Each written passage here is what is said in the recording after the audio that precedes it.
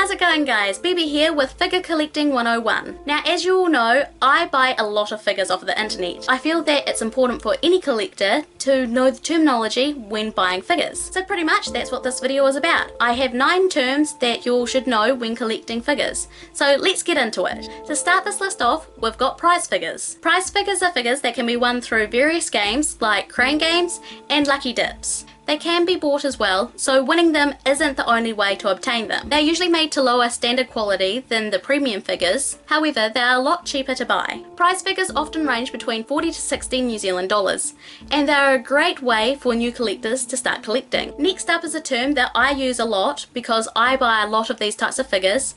It's cast-off. Cast-offs are figures that have removable clothing, though only the top half is usually removable. Completely cast-off is often used to describe a figure that you can remove all the clothing instead of just the top half. This term isn't as common, but if you collect figures as much as I do, you'll see it a lot.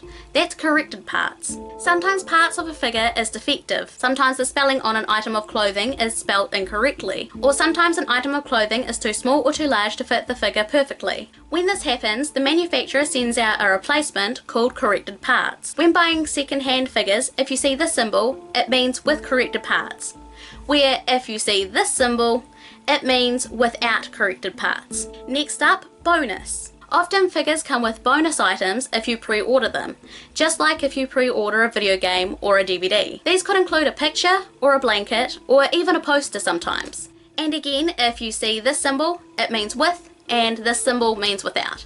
Often when looking online, you'll see VER which stands for version. Often figures come in different colour variants, like suntanned, or even different colours for their clothing. And even special events sometimes come with different variants for colours when it comes to figures. For example, you have all seen my 1/3 Portico figure. This comes in a suntan version with a different colour bikini.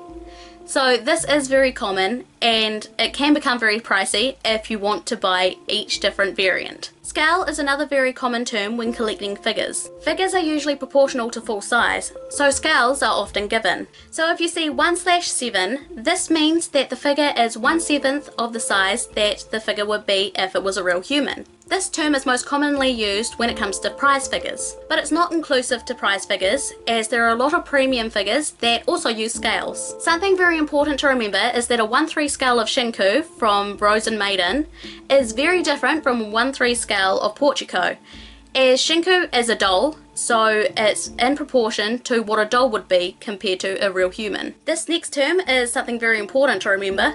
Bootleg. This is another way of saying that a figure is not authentic, or in other words, it's a fake, it's a Chinese knockoff, or it's an imitation. It's completely your decision if you decide to buy bootlegs, but try and avoid them when you can because it's taking away revenue from the original creator of the figures. Next up, garage kit. Garage kits are kits that you have to make up yourself, and they're normally unpainted. Garage kits include things like Gundam kits, as well as unofficial fan-made items. These are relatively uncommon, and I don't own any myself. The last term is dolls. Dolls are made like posable figures.